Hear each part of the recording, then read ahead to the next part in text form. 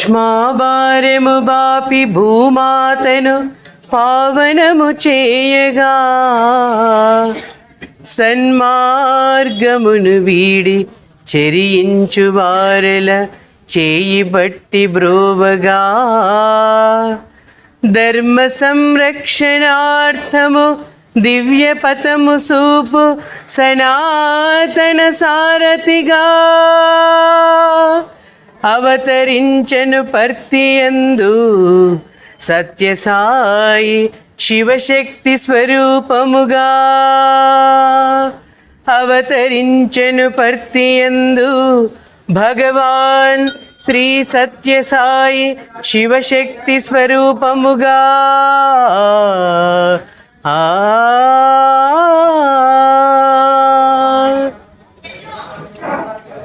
ఓం శ్రీ సాయిరామ్. భగవాన్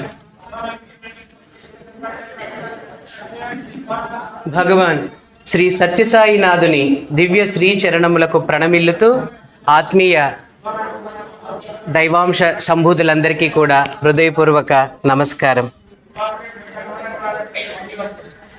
నిన్నటి దినం భగవాన్ శ్రీ సత్యసాయి బాబా వారి 99వ పుట్టు పండుగ సందర్భంగా అక్కడ సెలబ్రేషన్స్ అవి మందిరంలో చేయడం జరిగింది. సో నిన్నటి దినమే సుబ్బారెడ్డి గారు ఇక్కడికి ఆహ్వానిస్తే అక్కడ ఉన్నటువంటి ఆ బిజీ షెడ్యూల్ వల్ల నేను రాలేనని చెప్పాను. అందుకోసం ఈరోజు అనుకోకుండా అదొక భగవంతుని యొక్క అనుగ్రహంతోనే ఈరోజు కూడా రావాలనుకున్న సార్ ఏదో ఈరోజు తనకి ఇబ్బంది రాకపోవడం ఈ సత్సంగాన్ని ఏర్పాటు చేయడం జరిగింది. సో మొట్టమొదటగా ఇప్పుడు ఈ పోయం ఈ పద్యంలో చెప్పినట్లుగా శ్రీకృష్ణ భగవానుడు భగవద్గీతలో బోధించినట్లు ఎప్పుడైతే ధర్మం తన దారి తప్పుతుందో, ధర్మం మరుగున పడిపోతుందో, అప్పుడు భగవంతుడు అవతరించి తన యొక్క ధర్మోద్ధరణ కార్యక్రమాన్ని నిర్వహించడం జరుగుతూ ఉంటుందని చెప్పి మనకు శ్రీకృష్ణ భగవానుడు ఇదివరకే చెప్పి ఉన్నారు. సో దాని ప్రకారమే కృతయుగంలో మత్స్య, కూర్మ, వరాహ, నారసింహ, వామన అవతారాలు, త్రేతాయుగంలో పరశురామ, రామ అవతారాలు, ద్వాపర యుగంలో బలరామ, కృష్ణ అవతారాలు, ఇలా వరుసగా అవతారాలు రావడం అనేటువంటిది జరిగింది. మరి ఈ కలియుగంలో ఎంతోమంది ధర్మ సంరక్షణార్థం మహానుభావులందరూ కూడా అవతార పురుషులు కూడా అవతరించడం జరిగింది. దీనిలో భాగంగానే ఇక్కడ నిన్నటి దినం మీకు ఆల్రెడీ సుబ్బారెడ్డి సార్ చెప్పే ఉంటారు, భరద్వాజ మహర్షి తన యొక్క వేదాధ్యయన కోసం తన ఆయుష్ సరిపోకపోతే మళ్ళీ ఇంద్రుడికి పూజ చేస్తాడు. ఇంద్రుడికి పూజ చేసి ఆ యొక్క ఆయుష్ని పెంచమని కోరితే అప్పుడు ఆ ఇంద్రుడు సరే నీకు ఆయుష్ ఇస్తాను, కానీ నువ్వు వేదాధ్యయనం చేసిన తర్వాత అగ్రతాంబూలం స్వీకరించడానికి పార్వతీ పరమేశ్వరులను నువ్వు ఆహ్వానించాలి అని చెప్పడం జరుగుతుంది.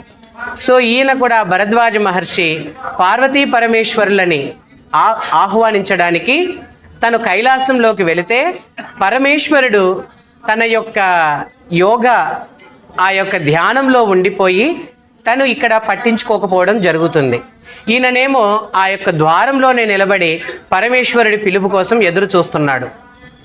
ఈ లోపల అలాగే ఒక వారం రోజుల పాటు అలాగనే ఉండడము. అప్పుడు ఆయనకి చివరిలో ఆ 7 రోజుల తర్వాత ఒక విధమైనటువంటి పక్షపాతం, ప్యారలైజ్ అయిపోయి బాడీ మొత్తం కింద పడిపోతే అప్పుడు పరమేశ్వరుడు ప్రత్యక్షమై ఆయనకు వరం ఇస్తాడు. ఇక్కడ ఇద్దరి తప్పిదం జరిగింది కాబట్టి, అంటే ఇంట్లో ఏదైనా ఒక తప్పు జరిగింది అని అంటే, ఇంటికి వచ్చిన వారికి మర్యాదలు చూడడంలో ఏదైనా పొరపాటు జరిగింది అని అంటే అది మొట్టమొదట ఇల్లాలికి ఆ యొక్క పాపం లేదా ఆ యొక్క తప్పు ఇల్లాలిది అవుతుందట, తర్వాత భర్తదవుతుంది. సో ఆ ఇల్లాలి ఏం చేస్తుందంటే, అప్పుడు ఆమె పార్వతీదేవి తనను పట్టించుకోలేదు కాబట్టి సో దీనికోసం మీరు మమ్మల్ని క్షమించాలి అనే స్థాయిలో పరమేశ్వరుడు నిన్ను అనుగ్రహిస్తున్నాము, తప్పకుండా అగ్రతాంబూలం తీసుకోవడానికి మేము వస్తాము, అలాగే నీకు మూడు తరాలలో మేము జన్మిస్తామని చెప్పి మొట్టమొదట శివస్వరూపముగా షిరిడి సాయిబాబాగా, శివశక్తి స్వరూపముగా అంటే శివుడు పార్వతి ఇద్దరు కలిసి సత్యసాయి బాబాగా, నెక్స్ట్ రానున్న అవతారం ఇంకొక మూడవది శక్తి స్వరూపముగా ప్రేమ సాయి అవతరిస్తారని చెప్పి ఈ 3 వరములు ఆ భరద్వాజ మహర్షికి ఇచ్చి ఆ యొక్క వేదాధ్యయన ప్రతిఫల తాంబూలాన్ని కూడా స్వీకరించడం జరుగుతుంది. దీంట్లో భాగంగానే మొట్టమొదటి షిరిడి సాయిబాబా వారు షిరిడీలో జన్మించడం, ఆ విధంగా మనకు ఈ విషయాలన్నీ మనకు తెలిసినవే. ఇంకా భగవాన్ శ్రీ సత్యసాయిబాబా వారు పుట్టినది, అవతార ప్రకటన చేసినంత వరకు నేను మ్యాక్సిమం సుబ్బారెడ్డి సార్ మీకు అన్నీ కూడా కవర్ చేసేశారు. సో ఎప్పుడైతే స్వామి షిరిడి సాయిబాబానని అక్కడ ప్రకటించారో అప్పట్లో చాలా తక్కువకు మాత్రమే షిరిడి సాయిబాబా గురించి అందరికీ తెలుసు అన్నమాట. ఎందుకంటే అప్పట్లో పండరికి వెళ్ళేవాళ్ళు కానీ షిరిడీకి వెళ్ళే వాళ్ళు చాలా తక్కువ ఉండేవాళ్ళు. సో అందుకోసము అప్పట్లో ఆ విషయాలు తక్కువ తెలిసినప్పటికీ కొంచెంగా స్వామి తన యొక్క అవతారాన్ని సత్యసాయిబాబా వారు నలుగురికి దశ దిశలా వ్యాపింపజేస్తూ కొన్ని కార్యక్రమాలు నిర్వహిస్తూ వచ్చారు. మనకందరికీ తెలుసు, భగవంతుడు ఎప్పుడూ కూడా మానవ రూపం ధరించి అవతరించేటప్పుడు తన తల్లిని కానీ తన ప్రాంతాన్ని కానీ తనే స్వయంగా ఎంచుకుంటారు. దాంట్లో భాగంగానే త్రేతలో ఆ యొక్క అయోధ్యని సెలెక్ట్ చేసుకోవడము, తర్వాత ద్వాపరలో రేపల్లెని సెలెక్ట్ చేసుకోవడము, ఇవన్నీ కూడా మనకు విదితమే. అయితే వాటిలో కూడా ఒక అంతరార్థం ఉంటుందట. దానికి ఇక్కడ భగవాన్ శ్రీ సత్యసాయి బాబా వారి విషయానికి వస్తే, పుట్టులేని స్వామి పుణ్యాల పుట్టయేయి, పుట్టపర్తిలోన పుట్టినాడు, పుట్ట మీద ప్రేమ పోలేదు స్వామికి, పుట్టపర్తి పరమ పుణ్యమూర్తి. సో పుట్టపర్తిలో భగవంతుడు ఆ యొక్క శివశక్తి స్వరూపముగా సత్యసాయి బాబా వారు అవతరించడం జరిగింది. ఇది అక్షయనామ సంవత్సరం 1926 నవంబర్ 23వ తేదీన. సో ఇదంతా ఒక ఎత్తు అయిపోతే మరి స్వామిని ఒకసారి అడిగారు, స్వామి మరి మీరు అనంతపురంలో ఉన్న ఈ మారుమూల చిన్న పల్లెటూరు అది పుట్టపర్తి, ఎటువంటి వసతులు లేవు. అప్పట్లో భక్తులు ఎవరైనా కూడా బిఫోర్ ఇండిపెండెన్స్ స్వాతంత్రం రాకముందు 1940 ఆ యొక్క 45 ఈ ప్రాంతంలో ఎవరైనా వెళ్ళాలంటే అక్కడి నుంచి ఆ యొక్క పెనుకొండలో ట్రైన్ దిగాలి. ట్రైన్ దిగి అక్కడి నుంచి బుక్కపట్నంకి ఏ చాలా చిన్న బస్సు, అంటే చాలా అధ్వాన స్థితిలో ఉన్నటువంటి బస్సును పట్టుకొని వచ్చి అక్కడ మళ్ళీ చిత్రావతి నది దాటుకొని అలాగా ప్రయాణం సాగించేవారు ఒకప్పుడు. ఇప్పుడు ట్రాన్స్పోర్టేషన్ ఫ్రీగా అయిపోయింది. మనం కడప నుంచి అయితే ఈజీగా, కారులో అయితే సుమారుగా ఒక 3 గంటల్లో మనం అందరం ప్రశాంతి నిలయం చేరుకోవచ్చు, ఒక ఓన్ వెహికల్ అయితే మాత్రం. అలాంటి స్థాయికి ఈరోజు అది వచ్చింది. ఒకప్పుడు స్వామిని అడిగితే స్వామి అప్పుడు ఒక మాట చెప్పారు, భారతదేశం ఎంతో గొప్పది, ఇందులో ఆంధ్రప్రదేశ్ ఆలలో ఆ ఫస్ట్ అక్షరం వస్తుంది, ఇందులో అనంతపురం ఆలలో ఆ, ఇక్కడ అనంతపురము అనంటే అనంత అంటే విశ్వమంతయు వ్యాపించి ఉన్నటువంటి వాడు, పురము అంటే దేహాన్ని ధరించి, విశ్వమంతా వ్యాపించి ఉన్నటువంటి ఆ యొక్క భగవంతుడు దేహం ధరించి ధర్మవరాన్ని అంటే ధర్మాన్నే వరంగా తీసుకొచ్చారు. పుట్టపర్తి పక్కన ధర్మవరము, పెనుకొండ, చిత్రావతి నది ఇవన్నీ కూడా ఉంటాయి. సో ఆ యొక్క ధర్మవరాన్ని అంటే ధర్మాన్నే వరంగా తీసుకొచ్చాడు, అంటే ధర్మాచరణ కోసం దిగి వచ్చాడు భగవంతుడు.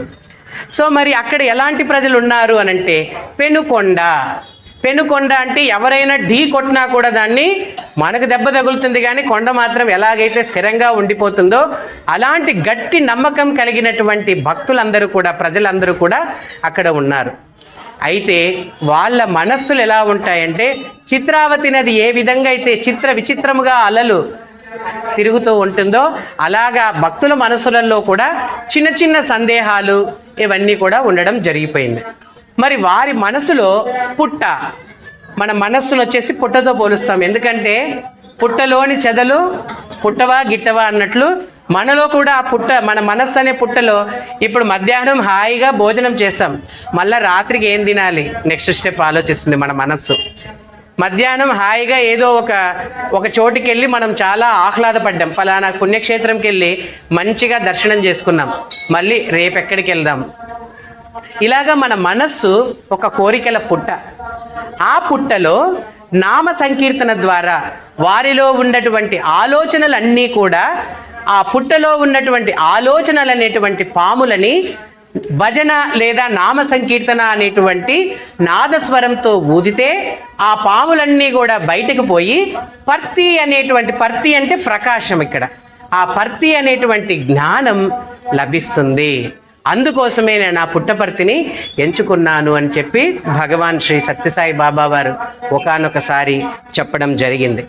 ఇంకొక విషయానికి వస్తే ఇక్కడ హారతి పల్లెం పట్టని చోటు, ముడుపులు మొక్కులు లేని చోటు, దర్శనానికి క్యూ కట్టని చోటు, ఇది ఏ ప్రశాంతి నిలయం, ఇది ఏ విలవైకుంఠం. ఇక్కడ హారతి పల్లెం బట్టి మనకు అక్కడికి పోతే ఏమ్మా వచ్చినారా హారతి తీసుకొని దక్షిణ వేయండి అనేటువంటి ఏ సిస్టమ్ అక్కడ లేదు. ముడుపులు మొక్కులు లేని చోటు, ఇక్కడ పలానా ముడుపు కట్టాలి, పలానా మొక్కులు తీర్చుకోవాలి, ఈ సిస్టమ్ ఏది కూడా లేదు. దర్శనానికి క్యూ కట్టని చోటు, అలాగా స్వామి ముందుగా దేహ రూపంలో ఉన్నప్పుడు ఆ దర్శనానికి వెళ్ళి అలా అందరు భక్తులు కూర్చుంటారు, స్వామి అలాగా దర్శనానికి వచ్చేసి ఆ దర్శనం చేసేసుకొని వెళ్ళిపోతాం. ఇప్పుడు కూడా భజన అయినంత వరకు కూర్చోవడం, లాస్ట్లో ఒక లైన్లో వెళ్ళిపోయి స్వామి యొక్క మహాసమాధిని ఆ యొక్క తాకి మన యొక్క కర్మలని అక్కడ పెంచుకోవడం ఇది జరుగుతూ ఉంది. ఎక్కడా కూడా మనకి ఇక్కడ ఫలానా మీరు ఇక్కడ ప్లీజ్ డొనేట్ ఇలాంటి విషయాలు ఏవి కూడా మనకు అక్కడ కనపడవన్నమాట. ఇక్కడ ఉన్నటువంటి ఈ దర్శన హాల్ అంతా కూడా ఆ లోపల పుట్టపర్తి అనేటువంటి ఒక ఊరైతే లోపల ఉన్నటువంటి ఆశ్రమ వాతావరణానికి స్వామి ప్రశాంతి నిలయం అని ఒక నామకరణం చేశారు. ఎందుకంటే ఇక్కడ వచ్చిన వాళ్ళకి వాళ్ళలో ఉన్నటువంటి అశాంతి పోయి వాళ్ళలో శాంతి కలిగించడానికి ఇది ఒక వర్క్షాప్ అని చెప్తారు స్వామి. సో ప్రశాంతి నిలయం దాని పేరు. ఇక్కడ ఇంకా మరి 1940లో స్వామి తను షిరిడి సాయిబాబానని అవతార ప్రకటన చేసిన తర్వాత 1947లో స్వామి మొట్టమొదట వాళ్ళ అన్నగారికి ఒక లేఖ రాశారు. అంటే వాట్ ఈజ్ యువర్ ఇంటెన్షన్, నీ యొక్క అవతార లక్ష్యం ఏంటి, మరి ఏం చేయాలనుకుంటున్నావని వాళ్ళ అన్న అడిగినప్పుడు స్వామి ఒక ఉత్తరం రాశాడనమాట. అఖిల మానవులకు ఆనందమునగూర్చి రక్షించుచుండుటే దీక్ష నాకు, సన్మార్గమును వీడి చెరించు వారల పట్టి కాపాడుటే వ్రతము నాకు, బీద సాధలకైన పెనుబాధ కలిగించి లేమిని బాపుటే ప్రేమ నాకు అని స్వామి ఈ యొక్క పద్యాన్ని వాళ్ళ అన్నగారికి లేఖ రూపంలో రాశాడు. ఇక్కడ అఖిల మానవులకు ఆనందమునర్చి రక్షించుచుండుటే దీక్ష నాకు, మానవాళి అందరూ కూడా సంతోషంగా ఉంటే అదే నాకు చాలు అని చెప్పి సత్యసాయి బాబా వారు చెప్పడం ఇక్కడ జరిగిందనమాట. ఆ ఆనందాన్ని సమకూర్చి వాళ్ళని అనుక్షణం కాపాడుతూ కాపాడుతూ కాపాడుతూ స్వామి రావడం జరిగింది. ఇక్కడ ఈ విషయానికి మనం వస్తే సత్యసాయి సేవా సంస్థలు అనే పేరుతో స్వామి 1963లో మొట్టమొదటి భజన మండలిని పుట్టపర్తిలోనే స్టార్ట్ చేశారు. 1961లో దసరా ఉపన్యాసం స్వామి ఉపన్యసించేటప్పుడు అప్పుడు ఒక మాట చెప్పారు స్వామి, నేను ఒక సేవా సమితిని ప్రారంభించబోతున్నాను, ఎవరైతే నిస్వార్థంగా ఇందులో సేవ చేస్తారో వారిని, వారి పిల్లలని, మనువలని, మునిమణమల్లని అందరినీ కూడా నేను తరతరాలు చూస్తాను, కాపాడుతాను అని చెప్పి స్వామి ఇక్కడ అభయం ఇవ్వడం జరిగింది. ఇక్కడ స్వామి ఒక మాట స్ట్రెస్ చేశారు, ఎవరైతే నిస్వార్థంగా సేవ చేస్తారో, ప్రతిఫలాపేక్ష లేకుండా నిస్వార్థంగా సేవ చేస్తారో వారందరినీ కూడా నేను తరతరాలు కాపాడుతానని చెప్పి 1961లో స్వామి చెప్పడం జరిగింది. సో దీంట్లో భాగంగానే శ్రీ సత్యసాయి సేవా సమితి అనేటువంటి పేరుతో సేవా సంస్థలని ప్రారంభించి ఇక్కడ సమితి, జిల్లా స్థాయి సమితిలు, జిల్లా స్థాయిలో దానికి ఒక కార్యాలయం, రాష్ట్ర స్థాయిలో వాటికి ఒక జనరల్ బాడీ, తర్వాత దేశ స్థాయిలో ఒక బాడీ, జాతీయ స్థాయిలో, తర్వాత అంతర్జాతీయ స్థాయిలో కూడా ఒక బాడీ. ఈ విధంగా మొత్తం అంతర్జాతీయ స్థాయిలో ఇప్పుడు 170 దేశాలలో సత్యసాయి సేవా సంస్థలు విస్తరించి బ్రహ్మాండంగా సేవలు చేస్తున్నారండి. మీరు you can search in YouTube, మీరు యూట్యూబ్లో సెర్చ్ చేయొచ్చు, Sathya Sai organisation services in US అని కొట్టి చూడండి, United States of America USA అని కొడితే మీకు దాంట్లో డిస్ప్లే అవుతాయి ఎన్నెన్ని సర్వీసెస్ చేస్తున్నారో వాళ్ళు. ఫారినర్స్ కూడా ఇందులో, అందుకే చెప్తున్నాను మన భారతదేశము ఒకటి మాత్రమే, 170 దేశాలు ఇక్కడ మంచిగా సేవలు చేసుకుంటున్నాయి. ఇది స్వామి ఇక్కడ మనకు అందించినటువంటి ఈ సేవా సంస్థలు ఒక ప్లాట్ఫామ్ అన్నమాట. దీనికి ఇందులో భక్తులు రావడానికి కానీ ఒక సభ్యులు రావడానికి కానీ స్వామి ఒక 3 సూత్రాలని బోధించారు. అదేంటంటే మొట్టమొదట ఈ భగవంతుని రూపనామాలపై విశ్వాసం ఉండాలి, అంటే సత్యసాయి బాబా పైన. అది ఎందుకు చెప్పారు అని అంటే, సపోజ్ ఇప్పుడు నేను శివాలయంకి వస్తున్నాను, శివాలయంకి వచ్చినప్పుడు నాకు శివుడి మీద భక్తి ఉంటే నేను ఆయన మీద నేను పాటలు పాడగలను, భజన చేయగలను, ఏమైనా చేయగలను. నాకు శివుడి మీద ధ్యాస లేనప్పుడు, శివుడి మీద నాకు ధ్యానం కలగనప్పుడు నేనేం చేస్తానండి? అక్కడ ఏం చేయలేం. అందుకే ఈ ప్లాట్ఫామ్కి వస్తున్నాం కాబట్టి ఫస్ట్ సత్యసాయి బాబా పైన రూపనామాల పైన విశ్వాసం ఉండాలి అని చెప్పారు. రెండవది మోక్షాపేక్ష కలిగి ఉండాలి. అంటే జన్మనెత్తిన మనము ఇదే చివరి జన్మ కావాలి నాకు, ఎందుకంటే ఒక మానవ జన్మ మాత్రమే మనము మోక్షము సాధించగలం. మళ్ళీ ఈ విషయానికి వస్తే శ్రీకాళహస్తి శతకంలో మరి ఏనుగు కూడా మోక్షం పొందింది కదండి, మరి పాము మోక్షం పొందింది కదండి, అంటే అది వేరే విషయం. మోక్షము పొందడానికి అత్యున్నతమైనటువంటి జన్మస్థాయి ఏది అనంటే మానవ జన్మ. ఏ కర్మ ఆచరించాలి, ఏ కర్మ నేను ఆచరించకూడదు అనేటువంటి విచక్షణ జ్ఞానాన్ని మనకు మాత్రమే ఇచ్చాడు భగవంతుడు. సో మోక్షాపేక్ష కలిగి ఉండాలి. మూడవది సమాజంలో మంచివారై ఉండాలి. మంచివారంటే ఇది కొలమానం వేసేది కాదు, ఎవరెంత మనకు తెలుసు మనం మంచివారమో చెడ్డవారు. సో ఈ 3 విషయాలను మీరు గుర్తులో పెట్టుకొని ఈ యొక్క సంస్థలలో ఎవరైనా కూడా సభ్యులుగా చేరచ్చు అని చెప్పి స్వామి ఇక్కడ చెప్పడం జరిగిందనమాట. ఇక్కడ నిస్వార్థంగా సేవ చేసుకుంటూ వెళ్ళిపోతే నెక్స్ట్ లైన్ స్వామి చెప్పినట్లుగా సన్మార్గమును వీడి చెరియించువారల చేయి పట్టి కాపాడుటే వ్రతము నాకు అన్నారు. అంటే ఎవరైనా కొన్నిసార్లు మనం ఎంత స్థాయిలో ఉన్నప్పటికీ కూడా చిన్న చిన్న తప్పులు చేయడం మనకు సహజం అవుతుంది. సో అటువంటి టైంలో మనము చాలా తప్పుడు మార్గంలో కానీ మనం వెళ్తుంటే ఈ యొక్క సాధనలో మనం ఉన్నప్పుడు, అది ఏ భగవంతుని సాధన అయినా కావచ్చు, కృష్ణుడు చెప్పిన భగవద్గీతలో సాధన కావచ్చు, ఒక జ్యోతి ధ్యానం కావచ్చు, ఒక పిరమిడ్ ధ్యానం కావచ్చు, లేదా మనం నిత్యం చేసుకునేటువంటి షోడశోపచార పూజ అయినా కావచ్చు.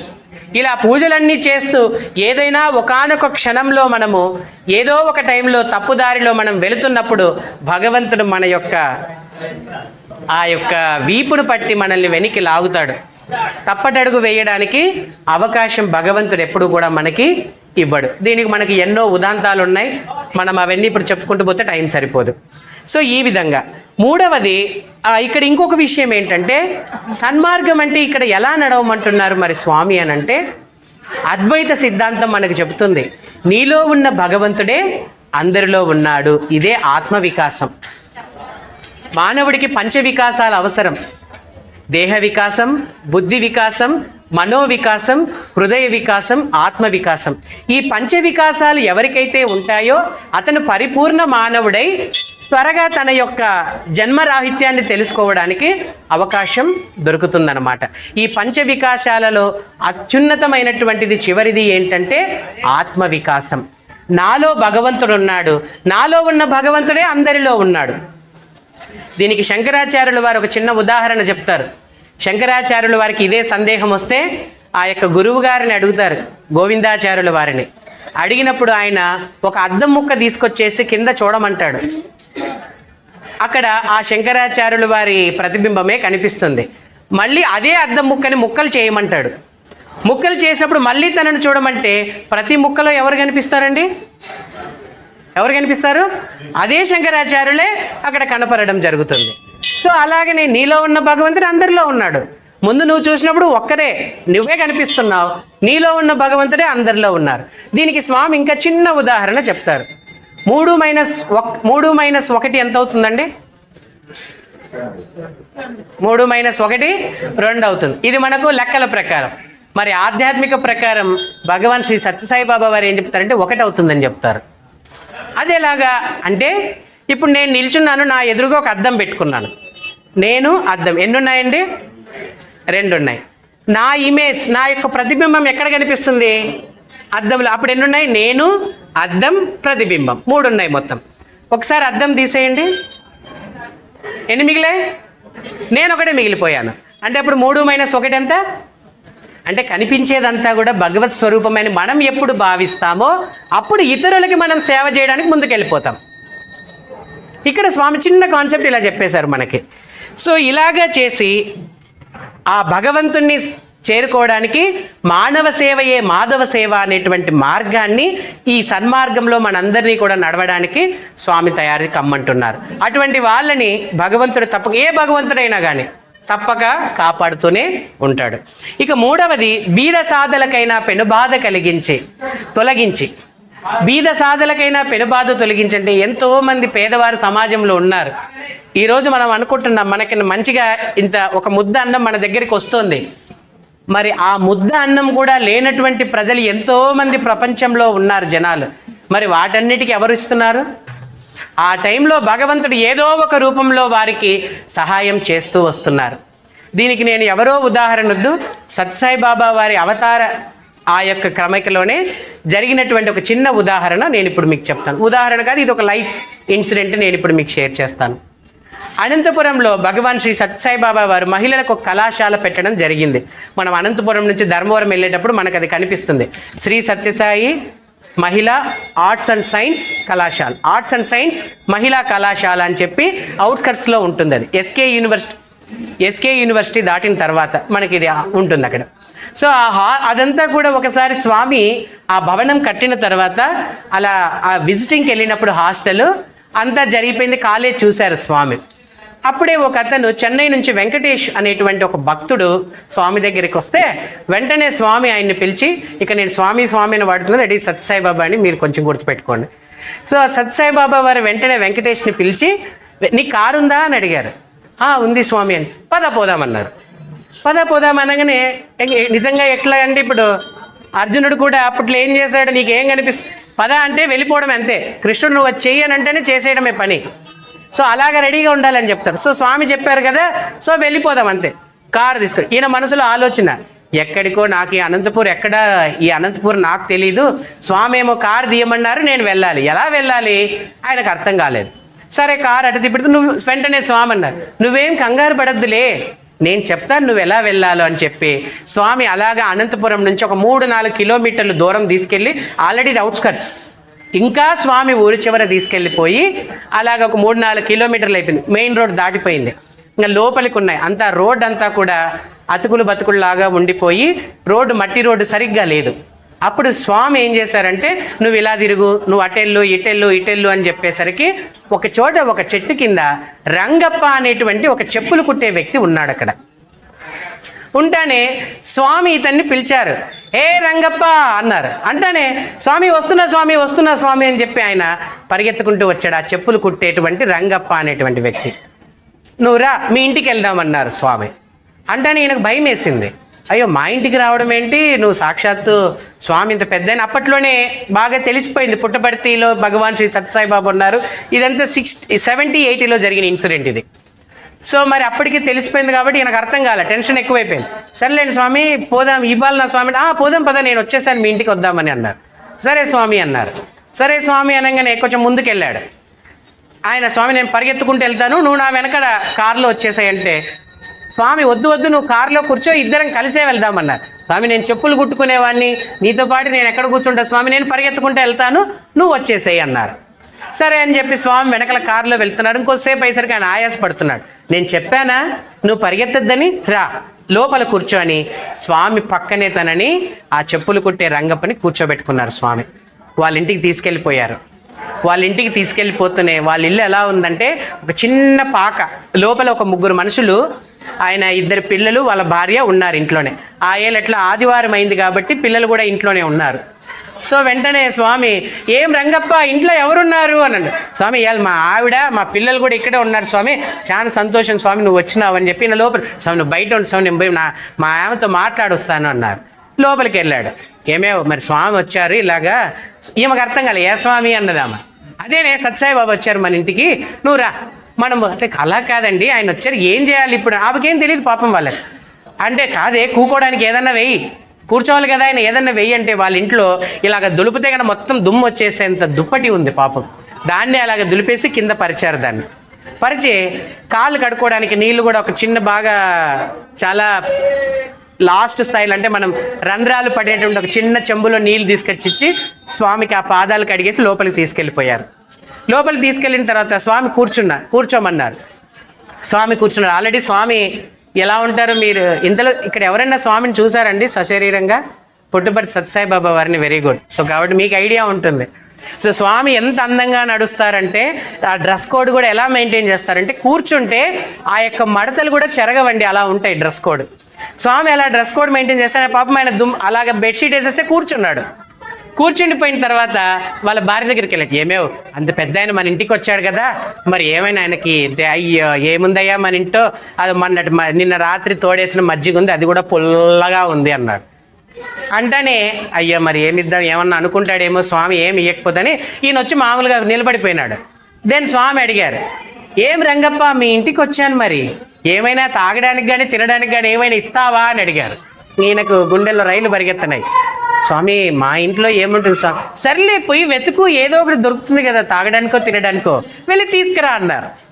అంటానే పోయి వాళ్ళ భార్యకి చెప్పాడు, అమ్మ స్వామి అడుగుతున్నాడు కదా ఏదో ఒకటి ఇచ్చేద్దాము అని చెప్పండి. అది కూడా రంధ్రాలు పడినటువంటి ఒక లోట, అంటే పూర్వపు రోజుల్లో సిల్వర్ లోటాలు వచ్చేవి, సిల్వర్ గ్లాసులు. ఆ సిల్వర్ గ్లాసు అది కూడా కొంచెం పైన అంచులన్నీ కూడా విరిగిపోయి అలాంటి గ్లాస్, అంటే వాళ్ళ పేద స్థితి అటు ఉంది.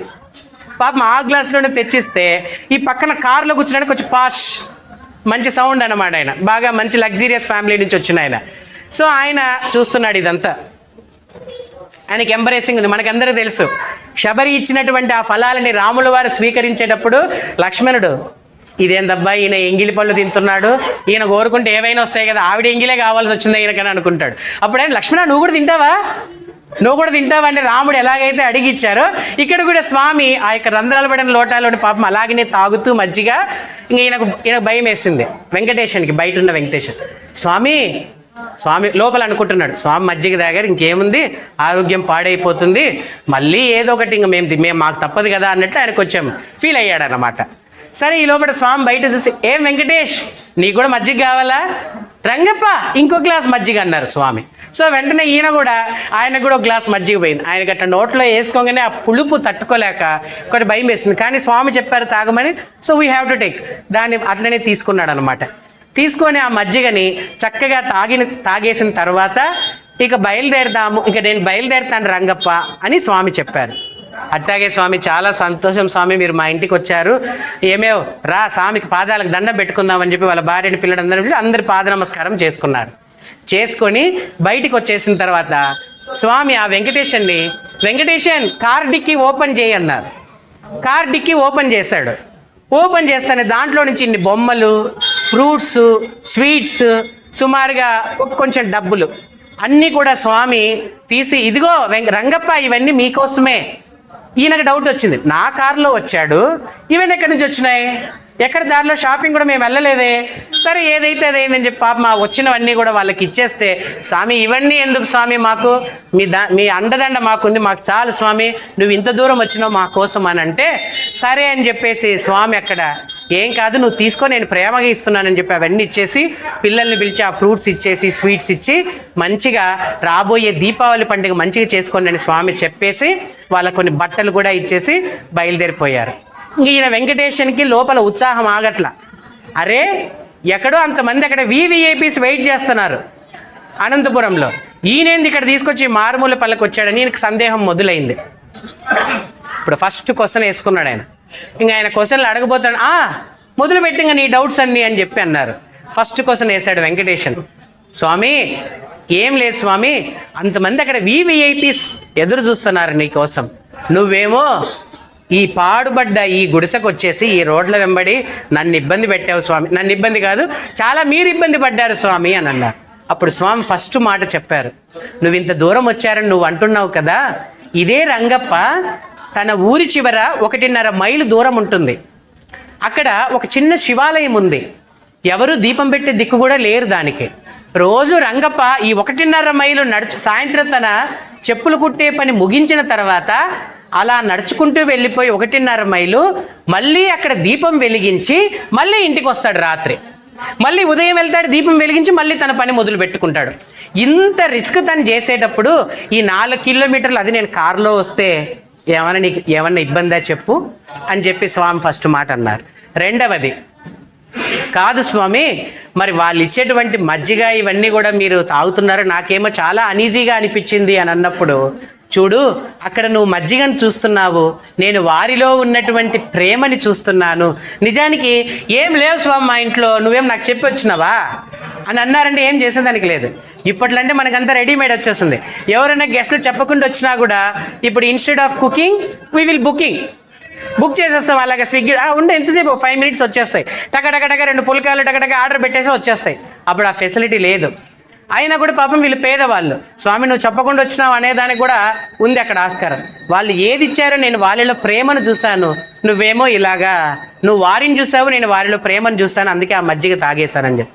నెక్స్ట్ లాస్ట్ క్వశ్చన్, స్వామి మరి మీరు ఇవన్నీ కూడా చేశారు కదా, మరి ఏ విధంగా నా కారులోకి ఇవన్నీ వచ్చాయి అని అంటే అప్పుడు స్వామి ఒక మాట చెప్పారు.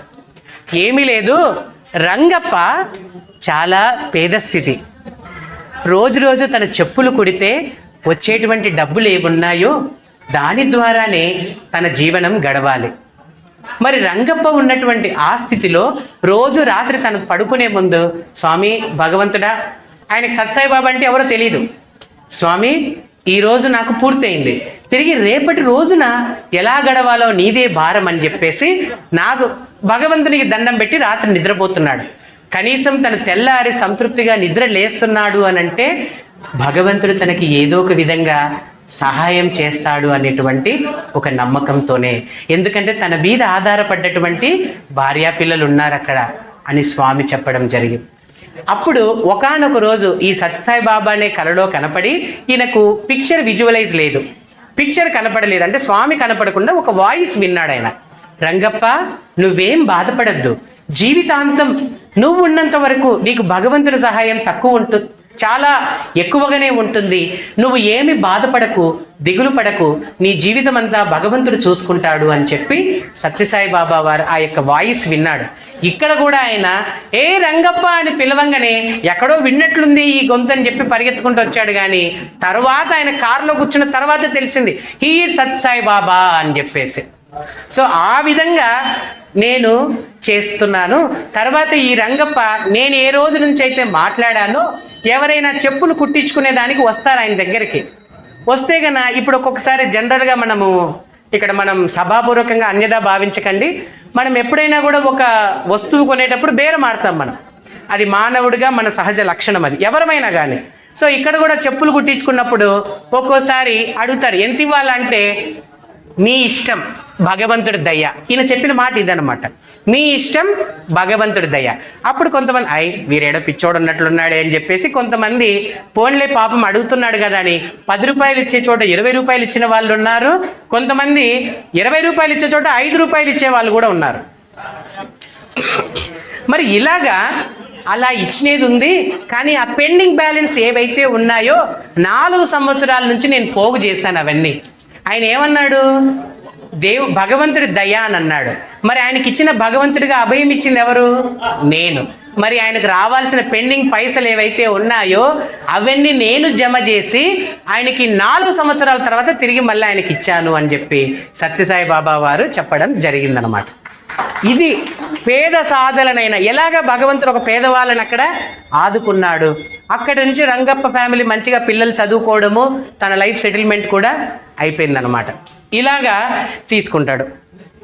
తర్వాత మేమంతా 2003లో గ్రామ సేవలు అని చెప్పి ఇక్కడ మన విలేజెస్కి వెళ్ళి చిన్న సర్వీస్, అంటే జస్ట్ వాళ్ళకి రామాలయం ఏదో ఒకటి ఉంటుంది, అక్కడ రామాలయంలో నామ సంకీర్తన చేసి చిన్న రోడ్లు ఓడవడము, లేకపోతే అమృత కలశం అని ఒకటి ఉంటుందండి మా దాంట్లో సత్సాయి సేవా సంస్థల్లో.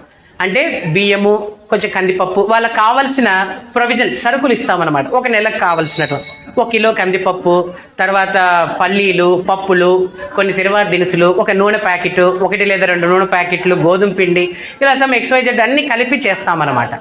2003లో ఈ విధంగానే గ్రామ సేవ చేస్తూ కొంతమంది హైదరాబాద్ నుంచి యూత్ వస్తూ ఉన్నారు, స్వామి దగ్గరికి పుట్టపర్తికి వస్తున్నారు. అయితే అనంతపురం దాటిన తర్వాత హైవేలో వచ్చేటప్పుడు ఒక నాయి బ్రాహ్మణ్ మంగళ కులానికి చెందినటువంటి ఒక ఆవిడ పాపం 9 నెలల గర్భవతితో ఉందన్నమాట. అంటే ఇంకా కొంచెం రోజులు జరిగిపోతే ఆవిడకి డెలివరీ అయిపోతుంది, ప్రసవం అయిపోతుంది. అటువంటి టైంలో ఆమె కట్టెలు కొట్టుకొని ఇలా మీద పెట్టుకొని నడవడానికి కూడా చాలా కష్టంగా వెళుతూ ఉంటే వీళ్ళు బైపాస్లో ఆవిడ కడిపేసరికి ఆపేశారు ఈ విషయాన్ని. అంటే ఎలాగా భగవంతుడు మోటివేట్ చేస్తాడు అక్కడని చెప్తున్నాను మీకు. సో ఈవిడ ఆపేస్తే ఎవరయ్యా మీరు అని అడిగింది. ఏమిటమ్మా నువ్వు ఇలా కష్టపడుతున్నావంటే, అయ్యా మా ఆయన మంగలి, మేము రెక్కాడితే కానీ డొక్కాడని పరిస్థితి మాది. ఉదయం మా ఆయన వెళ్ళిపోయి చుట్టుపక్కల పల్లెలలో షేవింగ్లు అవి చేస్తే ఏదో కొంచెం వస్తుంది, మరి నేను కడుపుతో ఉన్నాను కదయ్యా, మళ్ళీ కట్టెలు కొనుక్కొని ఇవన్నంటే మాకు జీవనోపాధి చాలా కష్టంగా ఉంది, ఒక్కోసారి ఆ పని కూడా ఉండదు, అందుకోసం నేను కట్టెలే కొట్టుకొని పోయి చేసుకోవాలయ్యా, తప్పదు అని అన్నారు. సరేనమ్మా, నువ్వు సరుకులకు కూడా కష్టం ఉంది అంటున్నావు కదా, ఇదిగో మేము అమృత కలశం అని చెప్పి ఇలా ఇస్తామని చెప్పి బియ్యం అవన్నీ కూడా ఇవ్వడం జరిగిందనమాట. వెంటనే ఆవిడ ఏమన్నదంటే, అవన్నీ తీసేసుకొని అయ్యా ఇవన్నీ ఉన్నాయి, దాంట్లో పంచదార కూడా ఉంటుంది, చక్కెర కూడా ఇస్తాం, చక్కెర బెల్లం కూడా ఉంటుంది. అయ్యా నాకు తల్లి తండ్రి ఎవరూ లేరు, ఈ మధ్యన పుట్టినప్పుడే నాన్న చనిపోయాడు, ఓ సంవత్సరం 6 నెలల క్రిందట తల్లి కూడా పోయింది, నాకు 9వ నెల వచ్చింది, శ్రీమంతం ఎవరైనా చేస్తారా అని ఎదురు చూస్తున్నాను. ఈరోజు భగవాన్ శ్రీ సత్యసాయి బాబా వారే మీ చేత నాకు శ్రీమంతం చేయించారయ్యా, నిజంగా ఇది నేను మర్చిపోలేనటువంటి అనుభూతి అని చెప్పి ఆవిడ అక్కడ చెప్పడం జరిగిందనమాట. దట్ ఈజ్ సత్యసాయి బాబా. ఆ విధమైనటువంటి స్ఫూర్తిని అక్కడ చూడండి, స్వామి డైరెక్ట్గా ఇన్వాల్వ్ అవ్వలేదు. ఆయన ఎవరో వచ్చారు, ఇక్కడ ఎవరో ఆవిడ బెనిఫిట్ పొందింది, కానీ అక్కడ మధ్యలో వచ్చిన టాక్ ఏంటంటే, పలానా సత్యసాయి బాబా వారి ప్రసాదం మీకు ఇస్తున్నాము, పలానా సత్యసాయి బాబా వారి అనుగ్రహం వల్ల నేను శ్రీమంతం చేసుకున్నట్లు నేను ఫీల్ అవుతానని ఆవిడ అన్నదనమాట. ఈ విషయం స్వామి ముందర సభాముఖంగా అనౌన్స్ చేసినప్పుడు స్వామి కూడా ఇలాగ కళ్ళలో నీళ్లు తుడుచుకున్నారండి. ఎందుకంటే భగవంతుడు చూపించిన ఒక దారిలో భక్తుడు నడుస్తున్నప్పుడు భగవంతుడికి ఎంతో ఆనందం లభిస్తుందన్నమాట. ఇది మరి స్వామి యొక్క అవతార ఉద్దేశంలో, అంటే ఈ కలియుగంలో స్వామి మనకు చూపించే 2 ముఖ్య మార్గాలు ఏంటి అని అంటే, నామస్మరణ, రెండవది సేవా మార్గం. ఈ 2 మార్గాలు మనం చేసుకుంటే జీవితం అంతా కూడా మనం ధన్యమయమవుతుందని స్వామి చెప్పడం జరిగింది. ఇక్కడ నామస్మరణ అంటే భజన చేయడం. ఇందాకనే చెప్పుకున్నాం, మనం అంతా కూడా ఒక చింతల చెట్టుతో సమానం, లోపల నుంచి కొత్త కొత్త ఆలోచనలు వస్తూనే ఉంటాయి. సో ఇక్కడ మనం ఆ చింత చెట్టు కింద మనం అందరం కూర్చొని భజన చేస్తున్నాం, లేదా మనమే ఒక చింత చెట్టు అనుకుందాం. మనలో ఉన్నటువంటి అరిషడ్ వర్గాలు అనేటువంటి కాకులన్నీ బయటికి పోవాలి. ఎలా పోతాయండి కాకులను? ఎలా తోలుతాం మనం? అని ఎలాగైతే తోలుతామో ఇక్కడ భజన చేస్తాం, మనం నామ సంకీర్తన చేస్తాం భగవంతునికి. ఎప్పుడైతే ఈ నామ సంకీర్తన చేస్తామో అప్పుడు మనలో ఉన్నటువంటి అరిషడ్ వర్గాలు అనేటువంటి కాకులన్నీ కూడా బయటికి వెళ్ళిపోతాయి. అందుకే ప్రతి గ్రామంలో అట్లీస్ట్ శనివారం అన్నా మీరు రామాలయంలో భజన పెట్టిన కారణం ఏంటంటే ఇదే. రాత్రిపూట మేలుకొని ఆ యొక్క ఏకాదశి రోజున భజన చేయండి అని చెప్పడానికి కారణం ఇదే. అవన్నీ కూడా వెళ్ళిపోతాయట.